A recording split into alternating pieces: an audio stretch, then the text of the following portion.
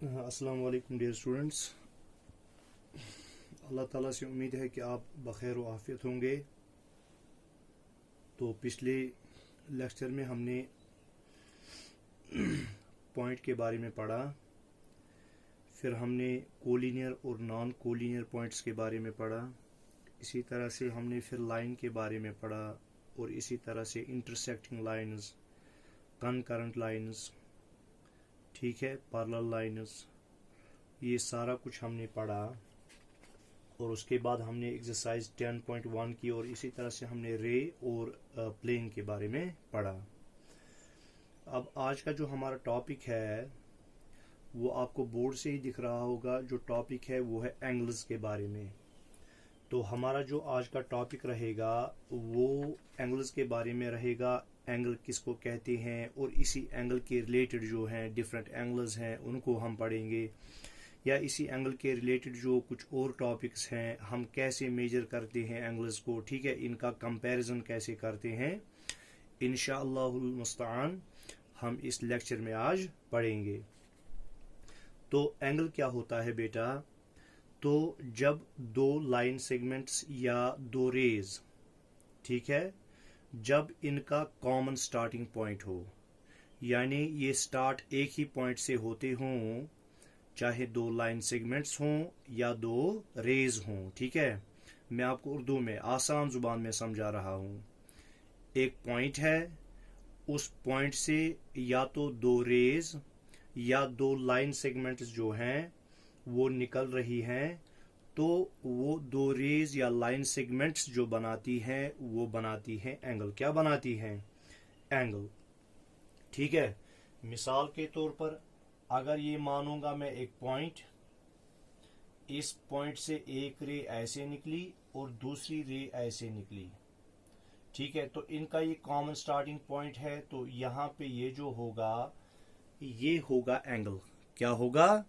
ये होगा एंगल। तो ये बनाएंगे एंगल। तो जो इनका कॉमन स्टार्टिंग पॉइंट होता है, जहां से स्टार्ट हुए, ये जो कॉमन स्टार्टिंग पॉइंट होता है इसको हम कहते हैं वर्टेक्स। क्या कहते हैं बेटा? वर्टेक्स। और इसको हम कहते हैं एंगल। क्या कहते हैं? एंगल। समझ में आ गया? तो क्या कहा मैंने? दो लाइन सेगमेंट्स या रेज जिनका कॉमन स्टार्टिंग पॉइंट हो, कॉमन स्टार्टिंग पॉइंट इनका ये है, तो ये क्या बनाते हैं? They form an angle. They form an angle, ये एंगल बनाते हैं। और जिस कॉमन पॉइंट से ये दो रेज या दो लाइन सेगमेंट स्टार्ट होती हैं, उस कॉमन पॉइंट को हम वर्टेक्स बोलते हैं। क्या बोलते हैं? वर्टेक्स बोलते हैं। अच्छा, अब ये जो दो रेज या दो लाइन सेगमेंट्स जो एंगल बनाती हैं इनको हम कहते हैं आर्म्स ऑफ एन एंगल। तो ये हो गई एक आर्म और ये हो गई दूसरी आर्म, ठीक है, तो इनको क्या कहते हैं हम? Arms of an angle. क्या कहते हैं? आया समझ में? तो दो लाइन सेगमेंट्स या दो रेज जब एक ही पॉइंट से निकलती हैं, एक ही पॉइंट से स्टार्ट होती हैं, वो बनाती है एंगल। तो एंगल मैंने कहा ये है, ठीक है, ये इसका एंगल है। इन्होंने एंगल बनाया और जिस कॉमन पॉइंट से स्टार्ट होते हैं उसको हम कहते हैं वर्टेक्स। क्या कहते हैं? वर्टेक्स।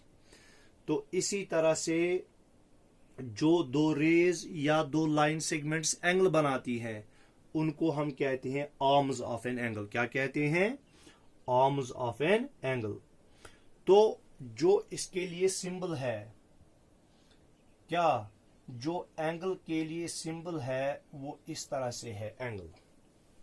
ये हो गया एंगल, ठीक है, तो ये इसका सिंबल है, ठीक है बेटा, ये इसका सिंबल है एंगल का। तो इस तरह से आप जो है एंगल को रिप्रेजेंट करते हैं। तो उम्मीद है कि आपको ये समझ में आ गया होगा। अब हम इसकी डेफिनेशन लिखेंगे। तो डेफिनेशन जो है मैं यहां पे लिखूंगा। तो मैं कहूंगा two line segments, line segments और रेज, जो दो लाइन सेगमेंट्स होती हैं या दो रेज होती हैं with a common starting point, जिनका स्टार्टिंग पॉइंट एक ही हो, with a common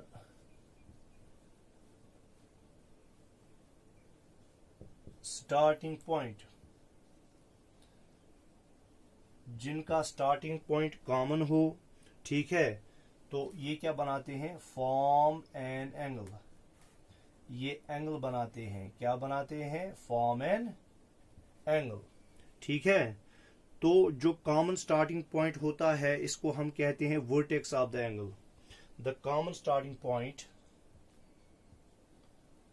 the common starting point is called the vertex of an angle। तो इसको हम कहते हैं vertex of an angle। क्या कहते हैं, vertex of an angle, ठीक है, जिस कॉमन पॉइंट से स्टार्ट होते हैं। या इसी तरह हमने कहा फिर जो दो रेज या लाइन सेगमेंट्स क्या बनाती हैं, एंगल बनाती हैं, तो उनको हम कहते हैं arms of the angle. The two rays that form an angle,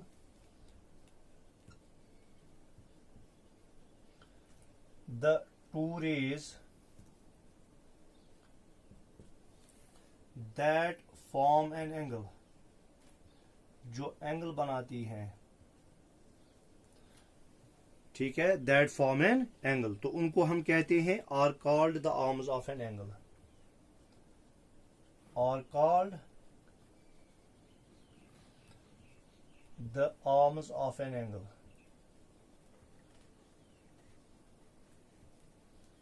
तो इनको हम एंगल की आर्म्स कहते हैं। क्या कहते हैं, एंगल की आर्म्स कहते हैं। और इसी तरह से जो एंगल है, एन एंगल इज रिप्रेजेंटेड, जो मैंने कहा जो सिंबल इसके लिए है ये है, एन एंगल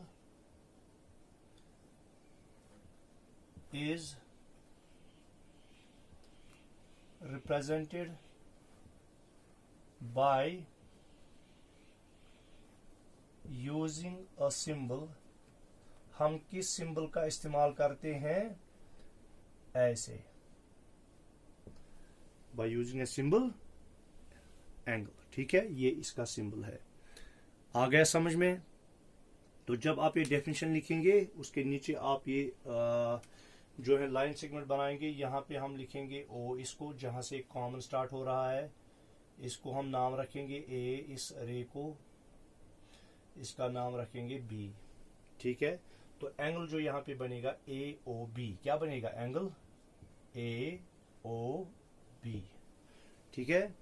तो बाकी ये जो ओ बी है ये इसकी आर्म है, ओ ए है ये इसकी आर्म है, ओ जो है ये वर्टेक्स ऑफ एंगल कहलाएगा, और जो ये एंगल बनाते हैं दोनों आर्म्स उसको हम कहेंगे एंगल, ठीक है। इस तरह से जो है एंगल का जो है वो खत्म हो गया। अब जो है हमारा टॉपिक वो है इंटीरियर ऑफ एन एंगल और exterior of an angle. Interior of an angle और एक्सटीरियर ऑफ एन एंगल, ये इसी के रिलेटेड है।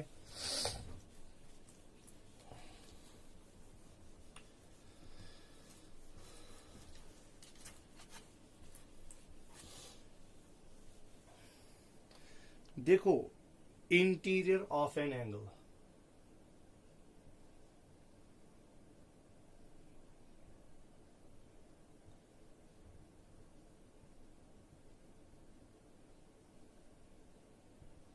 इंटीरियर ऑफ एन एंगल हम किसको कहते हैं, देखो, तो ये वो हिस्सा होता है, ठीक है, ये वो हिस्सा होता है इंटीरियर ऑफ एन एंगल की जब हम बात करेंगे, ये वो हिस्सा होता है जिस हिस्से को एंगल की आर्म्स ने एनक्लोज किया होता है, ठीक है।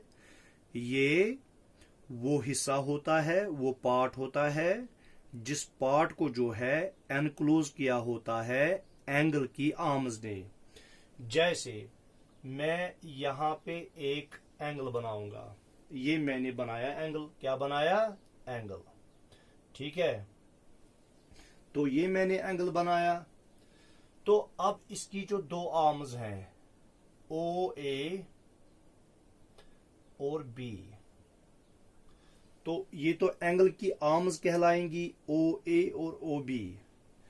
तो इन दो आर्म्स ने अपने अंदर जो एरिया किया है, अपने अंदर जो एरिया लाया है ऐसे, ठीक है। तो जो मैं अंदर इसको शेड करूंगा तो ये शेडेड पोर्शन जो है ये कहलाएगा इंटीरियर ऑफ एन एंगल, क्या कहलाएगा, इंटीरियर ऑफ एन एंगल, ये शेडेड पोर्शन, ठीक है बेटा।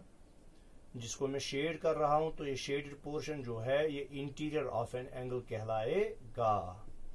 समझ में आ गया। तो ये होता है इंटीरियर ऑफ एन एंगल। क्या कहा, फिर से मैं आपको जो है बोलूंगा कि जो है वो हिस्सा एंगल का या वो हिस्सा जो दो एंगल की आर्म्स ने अपने अंदर एनक्लोज किया हो। हमारी दो आर्म्स इसकी थी ओ ए और ओ बी, इन दो आर्म्स ने अपने अंदर जो एरिया समेटा है तो इसको हम कहेंगे, क्या कहेंगे, इंटीरियर ऑफ एन एंगल। मैं आपको मिसाल दूंगा, जैसे ये है तो ये एंगल बनाती है, ये एक आर्म है एंगल की, ये एक आर्म है एंगल की, ठीक है, दो आर्म्स हैं और इन दो आर्म्स के बीच में जो ये एरिया है ये कहलाएगा इंटीरियर ऑफ एन एंगल। क्या कहलाएगा, इंटीरियर ऑफ एन एंगल। ये जो ये हिस्सा है अंदर वाला हिस्सा, ठीक है, यहां तक, कहां तक, यहां तक जो अंदर ये हिस्सा है ये कहलाएगा इंटीरियर ऑफ एन एंगल, ठीक है। तो the interior of an angle is the part enclosed by the arms of an angle. The interior of an angle, ये इंटीरियर ऑफ एन एंगल जो होता है ये क्या होता है, ये वो हिस्सा होता है, is the part, is the part, ये वो हिस्सा होता है part enclosed by the arms of an angle, enclosed by the arms of an angle, of an angle, ठीक है। तो इसको जो है हम इंटीरियर ऑफ एन एंगल कहते हैं। तो अगर हम कहेंगे जो शेडेड पोर्शन मैंने ऊपर रखा, द शेडेड पोर्शन या shaded region is the interior of angle, the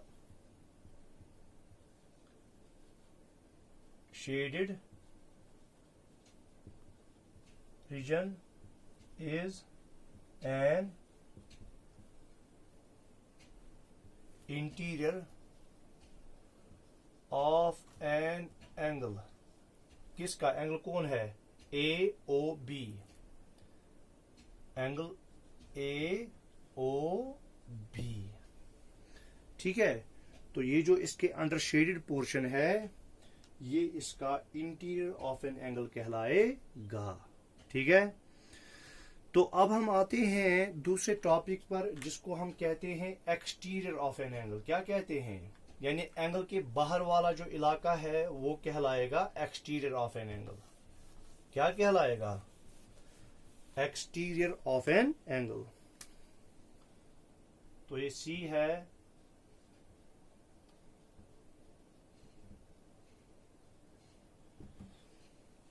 exterior of an angle, ठीक है। तो अभी हमने कहा बेटा इंटीरियर ऑफ द एंगल क्या होता है, ये वो हिस्सा होता है जिस हिस्से को एंगल की दो आर्म्स ने अपने अंडर समेटा होता है, एनक्लोज किया होता है, उसको हम इंटीरियर ऑफ द एंगल कहते हैं। और एक्सटीरियर ऑफ द एंगल वो होता है जिस हिस्से को जो है एंगल की आर्म्स ने अपने अंदर नहीं समेटा होता है। अपने अंदर नहीं किया होता है, एनक्लोज नहीं किया होता है। मिसाल के तौर पर मैं फिर से यही AOB बनाऊंगा, ये एंगल बनाऊंगा। ये रे है, ये है A, ये है B और ये है O, जो इसका वर्टेक्स है। देखो बेटा, आपके सामने ये एंगल है AOB। अभी हमने कहा जो इन AOB आर्म्स के अंडर है, यहां से लेकर यहां तक जो ये एरिया है, ये इंटीरियर ऑफ द एंगल कहलाएगा, इंटीरियर ऑफ द एंगल कहलाएगा। अगर आप कहोगे सर फिर अगर यहां तक इंटीरियर ऑफ द एंगल है तो ये जो है एक्सटीरियर ऑफ द एंगल होगा। नहीं, ये एक्सटीरियर ऑफ द एंगल नहीं होगा, क्योंकि ये रेज जो है ये एंडलेस हैं, तो ये आगे जाएंगी, यहां से ये आगे जाएगा, क्या जाएगा। मिसाल के तौर पर यहां पे इसको एरो दिखाया गया है। देखो मैं फिर से बनाता हूं, मैं यहां पे बनाऊंगा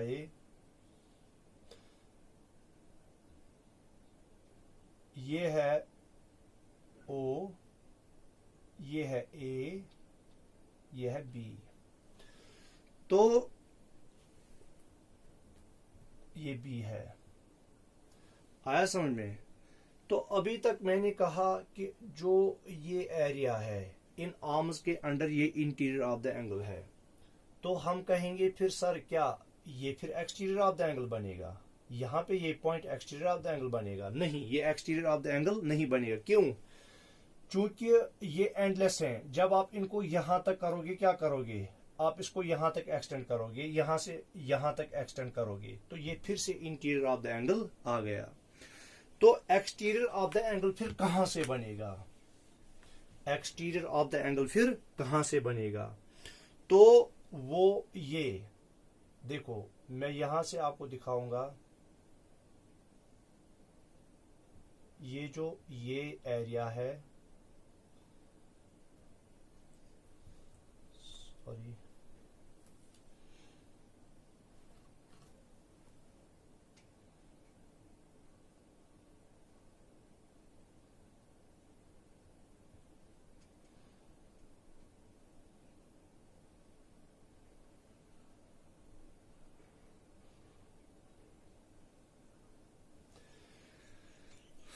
तो जो यहां पे ये शेडेड पोर्शन है, ये शेडेड पोर्शन कहलाएगा exterior of the angle, exterior of the angle, यानी एंगल के बिल्कुल अपोजिट, पीछे साइड से जो होगा वो एक्सटीरियर ऑफ द एंगल कहलाएगा। अगर मैं यहाँ पे कोई भी पॉइंट मार्क करता हूं, मिसाल के तौर पर मैं यहाँ पे D पॉइंट मार्क करता हूं, तो ये D पॉइंट जो है ये एक्सटीरियर ऑफ द एंगल है। अगर मैं यहाँ पे E पॉइंट मार्क करता हूं, ये जो E पॉइंट है ये इंटीरियर ऑफ द एंगल है। अब मुझे उम्मीद है आपको समझ में आ गया होगा इंटीरियर ऑफ द एंगल क्या होता है और एक्सटीरियर ऑफ द एंगल क्या होता है। समझ में आ गया। तो इस तरह से आप ये बनाओगे तो हम कहेंगे the exterior of an angle is the part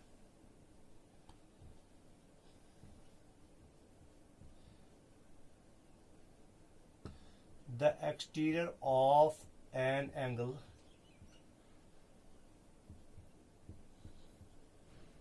is the part not enclosed, that is not enclosed by the arms of an angle, that is not enclosed by the arms of an angle,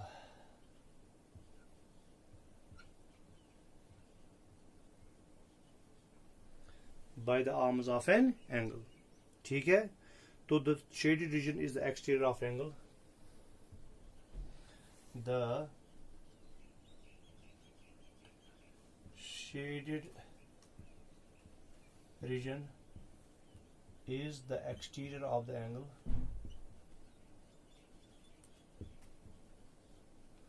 of angle, angle कौन सा है, AOB, AOB।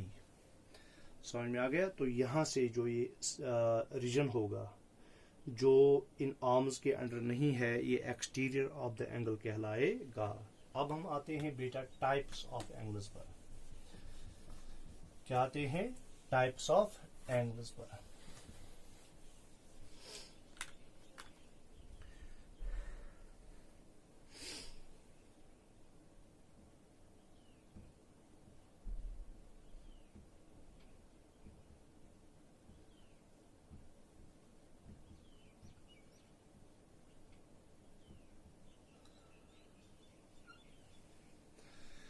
तो angles जो हैं, angles की बहुत सारी types हैं। क्या है? एंगल्स की बहुत सारी टाइप्स हैं on the basis of the measurement of the angle. तो जो एंगल का मेजरमेंट होगा उसी बेसिस पर जो है एंगल्स को हम डिफरेंट टाइप्स में डिवाइड करते हैं। तो पहला जो होगा वो होगा राइट एंगल। क्या होगा? Right angle.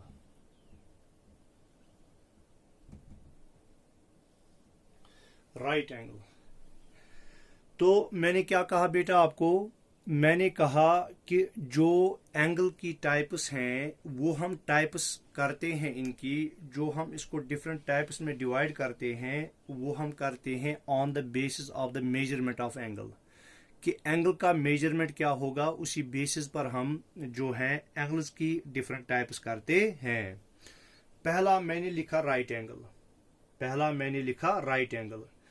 तो राइट एंगल वो एंगल होता है जिस एंगल का मेजर जो निकले, जब हम उसको मेजर करेंगे, अगर वो 90 डिग्री के बराबर निकला। किसके बराबर निकला? 90 डिग्री के बराबर निकला। तो जब एंगल का मेजर 90 डिग्री के बराबर निकलेगा हम कहेंगे ये एंगल जो है ये राइट एंगल है। क्या है? राइट एंगल है। तो शॉर्टकट में मैं लिखूंगा एंगल्स मेजर। जो एंगल है, एंगल्स मेजर जो होगा वो 90 डिग्री के बराबर होगा, तो वो एंगल कहलाएगा राइट एंगल। तो इसके लिए जो सिंबल होता है, राइट एंगल के लिए जो सिंबल होता है, इसको हम ऐसे स्क्वायर से ये करते हैं। क्या करते हैं? रिप्रेजेंट। जैसे मिसाल के तौर पर मैं यहां पे एक एंगल बनाऊंगा। मैंने ये एंगल बनाया, इसका नाम मैंने रखा ए, इसका नाम ओ जो वर्टेक्स है, और बी। ये एंगल इन्होंने बनाया ए ओ बी, दो आर्म्स ने, ए ओ और ओ बी जो दो आर्म्स हैं, जो इन्होंने यहाँ पे एंगल बनाया ये 90 डिग्री है। क्या है? 90 डिग्री है। तो हम कहेंगे ये एंगल जो है ये राइट एंगल है। क्या है? Right angle. तो राइट एंगल हम किसको कहेंगे? An angle whose measure is exactly 90 degree. जिसका एग्जैक्टली जो मेजर होगा एंगल का वो 90 डिग्री होगा, तो हम कहेंगे ये राइट एंगल है। तो चूंकि आपकी बुक पे इसकी डेफिनेशंस दी गई हैं पेज नंबर 123 और पेज नंबर 124, तो आप ये वहां से उतारेंगे। मुझे यहाँ बोर्ड पे लिखने की जरूरत नहीं है। तो पहला एंगल हमारा है राइट एंगल। दूसरा एंगल जो है हमारा वो है स्ट्रेट एंगल। क्या है? Straight angle.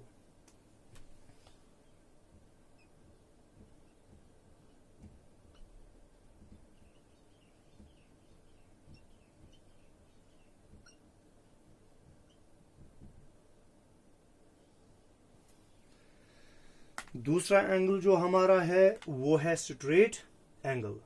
स्ट्रेट एंगल हम किसको कहते हैं? तो स्ट्रेट एंगल हम उस एंगल को कहते हैं जिसका मेजर होता है 180 डिग्री के बराबर। किसके बराबर होता है? 180 डिग्री के बराबर होता है। हमारे पास जो है एंगल का मेजर स्टार्ट होता है 0 डिग्री से। कहां से? 0 डिग्री से स्टार्ट होता है और 360 डिग्री तक जाता है।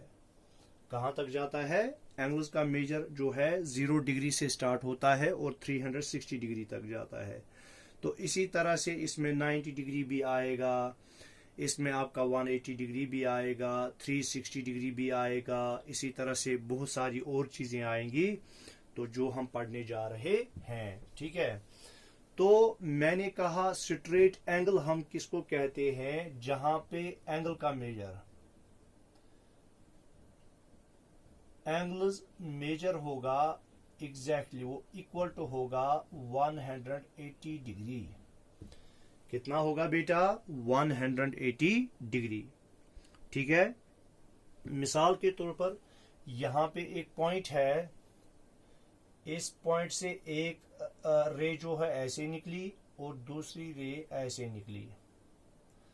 इसका नाम मैं रखूंगा ए, इस पॉइंट का जहां से स्टार्ट हो गए ओ, और इसका बी। अब जो इन दो रेज ने ओ ए और ओ बी, चूंकि ये आर्म्स ऑफ एंगल भी कहलाती हैं, इन्होंने जो यहां पे एंगल बनाया ओ पर, वो बनाया 180 डिग्री। कितना बनाया, 180 डिग्री। तो जब 180 डिग्री बनाया तो हम इस जैसे एंगल को कहेंगे स्ट्रेट एंगल। इसका हम नाम देंगे स्ट्रेट एंगल।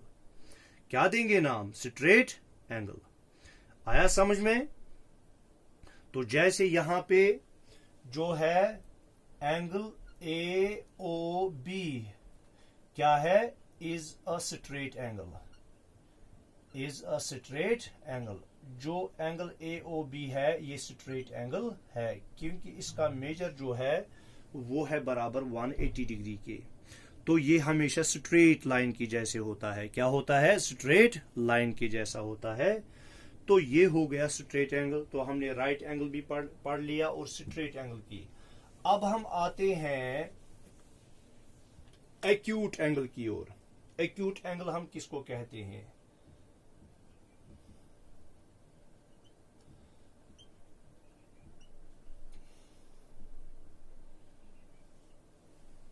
एक्यूट एंगल हम किसको कहते हैं? तो एक्यूट एंगल हम उस एंगल को कहते हैं जिसका मेजर 0 डिग्री से ज्यादा होगा, यानी 0 से बड़ा होना चाहिए, और 90 डिग्री से कम होना चाहिए। ठीक है, तो 0 से ज्यादा और 90 से कम जिसका मेजर होगा, जिसके एंगल का मेजर होगा 0 डिग्री से ज्यादा और 90 डिग्री से कम, ऐसे एंगल को हम कहते हैं एक्यूट एंगल। क्या कहते हैं, एक्यूट एंगल। तो मेजर ऑफ एंगल जो होगा,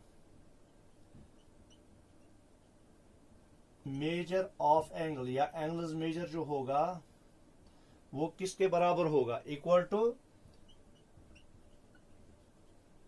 ग्रेटर